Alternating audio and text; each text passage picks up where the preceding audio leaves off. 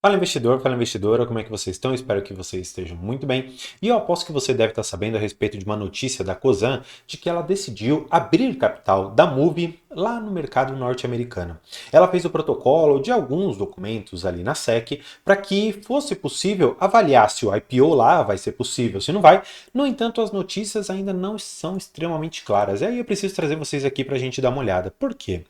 Eles falam o seguinte, olha, nós temos aqui uma quantidade boa de ações que depois nós vamos olhar. Eu preparei um PDF para vocês aqui que eu vou detalhar e no final eu vou falar qual é o preço que eu acredito que deve sair lá fora o IPO e tudo isso eu vou juntar para vocês para mostrar o quanto que isso vai ser benéfico ou não para a Cosan em termos de redução da sua dívida, da sua alavancagem. Mas vamos aqui para a tela para dar uma olhada.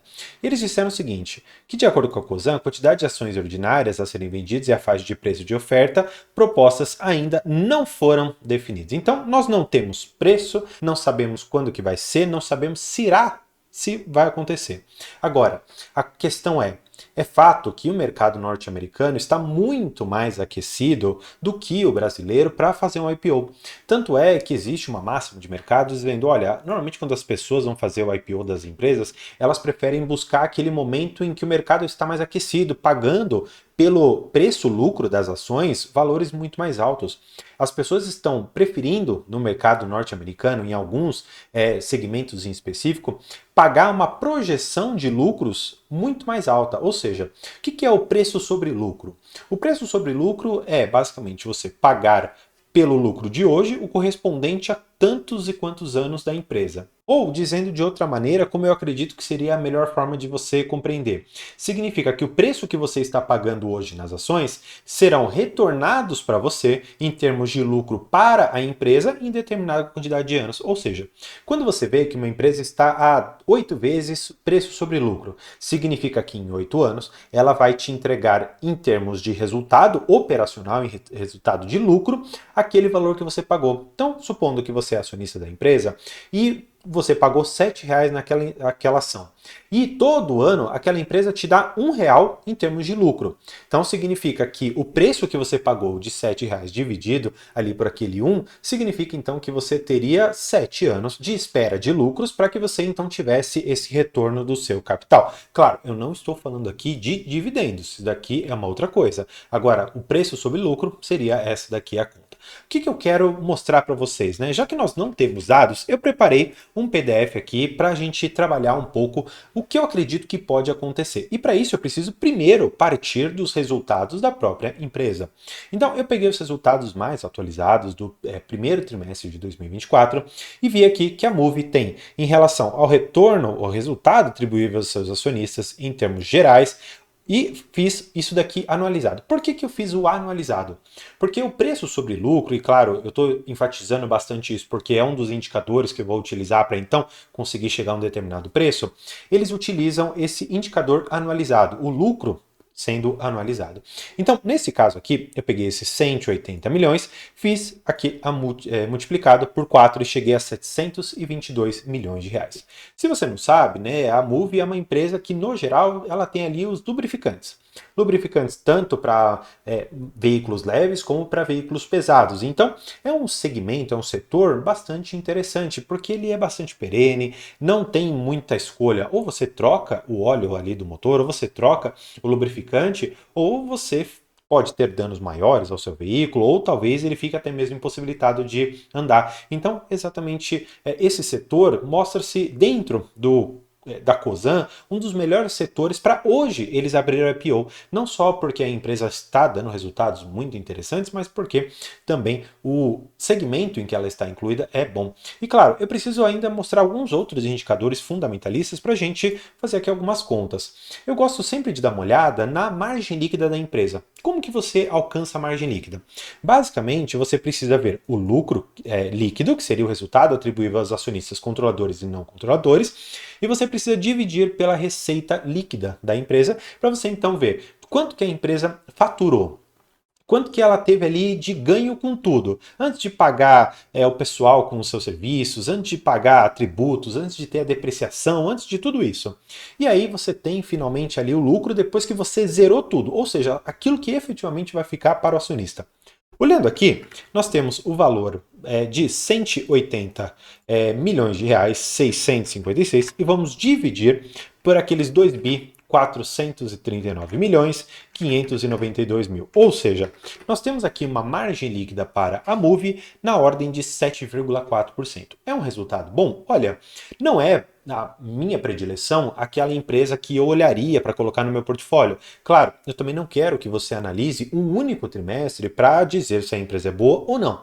É bom, se você quiser investir na Moove, quem sabe no IPO lá fora, olhar um histórico aqui da empresa, ver como é que foram os seus resultados, seu crescimento. Eu fiz uma análise prévia e percebi que a margem ela normalmente fica aqui abaixo dos seus 10%, mas tem os resultados sempre aumentando. Tanto é que nós vamos ver qual que é o lucro por ação dessa empresa logo mais, tá bom? Agora, eu fiz aqui algumas outras verificações. Eu fui lá no balanço patrimonial para dar uma olhada quanto que efetivamente a Moove ela traz de patrimônio líquido para dentro da própria Cosan, já que a Cosan ela tem equivalência patrimonial aqui dentro, tá? Se você for ver, o patrimônio líquido está na casa de 2,4 bi, sendo que o resultado para os controladores, que no caso aqui é a Cosan, é de 1,7. Isso daqui já começa a dizer um pouco para você que, primeira coisa, a Cosan não vai vender tudo, ela vai vender uma parte. E você precisa saber também que Cosan não tem a totalidade das ações da Moove. Existem acionistas não controladores. E vai ficar um pouco mais fácil de olharmos aqui. Você vai ver que a Cosan, ela tem várias ali, Cosan 10, 9, 8, enfim, tem várias ali empresas. E você tem aqui a Moove, que ela tem 70% do seu capital. Ou seja, a Cosan, ela tem, por equivalência patrimonial, 70% do resultado da Moove.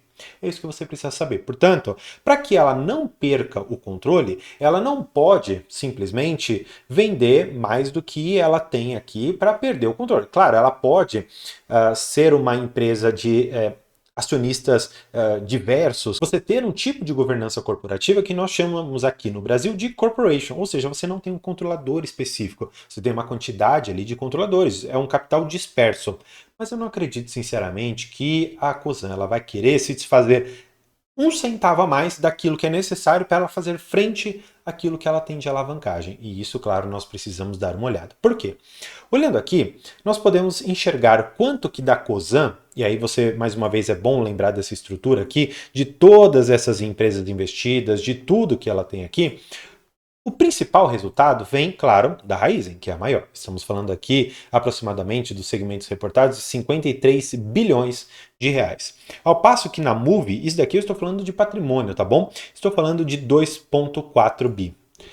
Tudo isso daqui é importante para você compreender o seguinte: olha, de todas as empresas, a Moove não é a maior. Se eu não me engano, na verdade, ela é uma das menores. A Rumo tem 3 bi e a Compass ela tem 4,1 bi, isso de patrimônio líquido. Se você for pensar que ainda nós temos a parte da Vale, nós temos ainda as outras, Telo e Janus, você tem algumas outras aqui que podem impactar nesses segmentos, mas eu não quero trazer uma discussão muito mais complexa, só queria mostrar o quanto que de patrimônio líquido nós temos em relação ao que a Cosan tem direito, tá? E agora, eu queria trazer para vocês essa parte, porque aqui começam algumas premissas que eu vou utilizar com vocês, e claro, não é uma métrica que você vai falar, André, é 100% de acerto. Não. Existe aqui uma variabilidade das premissas que eu adotei para que você possa pensar ou não no investimento. Primeira coisa que eu fiz, eu olhei o lucro por ação. André, como que você pegou o lucro por ação? Vamos lá, nós precisamos voltar aqui nos slides. Primeira coisa, eu peguei o lucro anualizado de 722 milhões de reais. Esse é o lucro da empresa toda, da Moove inteira.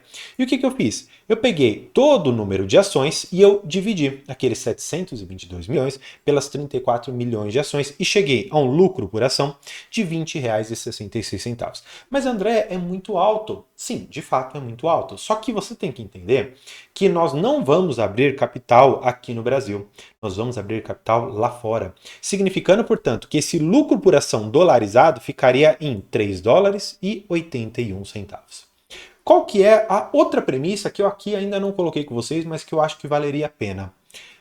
Quando as empresas vão abrir capital, o dono ele quer vender pelo preço mais caro, pensando que ele vai perder uma fração da empresa. E qual que é a ideia aqui? Eu acredito que a Cosan ela vai vender algo próximo ali a 20% da sua participação, que já seria um belo de um capital levantado.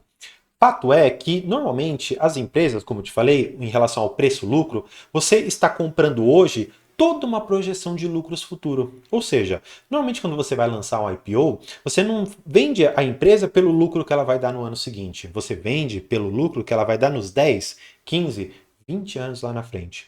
E pensando que essa premissa ela possa efetivamente ocorrer, nós podemos fazer algumas contas aqui.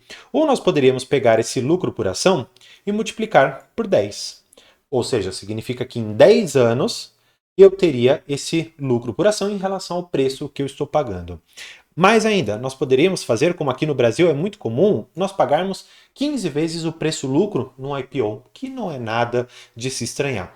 Pensando que tudo isso aqui ocorra, nós precisamos começar a fazer aqui algumas contas. Vamos lá. Primeira coisa que a gente precisa enxergar. Se a empresa ela tem, ou seja, se a Cosan tem hoje 24 milhões 474.635 ações e ela vai vender na minha conta 20%, ela vai vender aqui 0,2. Então, ela venderá no mercado 4 milhões, quase 4 milhões e 900 mil ações. Se pensarmos que ela vai vender cada uma das ações por 10 vezes o preço que ela custa, significa que nós teríamos alguma coisa aqui na ordem dos seus R$ 200 por cada uma das ações. R$ 200 seria o preço que você estaria pagando. Portanto, colocando aqui o valor de R$ 200, na verdade, vamos fazer certinho, R$ 206,60, eu estou levantando de capital alguma coisa aqui na ordem de 1 bilhão, 11 milhões, 291 milhões de reais. André, isso daqui é bom, isso aqui é pouco? Bem, para isso eu preciso trazer vocês para a alavancagem da empresa. Nós temos aqui a alavancagem, índice de cobertura de dívida, e isso daqui é o resultado da Cosan. E eles trazem aqui para a gente, a dívida líquida para cálculo de alavancagem é esse daqui que você deve considerar. Hoje a empresa ela tem 49 bilhões de reais em dívida. Portanto, eu particularmente acredito que ela vai utilizar boa parte desse patrimônio do eventual IPO que eles fizerem para fazer frente a um pouco dessa dívida. Só que não é o suficiente, sequer de longe, para você ter um valor que justifique realmente aqui você falar, olha, vale a pena eu fazer esse IPO porque ele vai cobrir todas as minhas dívidas. Não me parece que é o caso. Eu, particularmente, estou até um pouco em dúvida se esse IPO vai sair nessa quantidade de ações. Talvez, e eu acredito também que isso pode ocorrer, de a empresa fazer o IPO muito maior. Vamos fazer um pouco mais de outras contas aqui.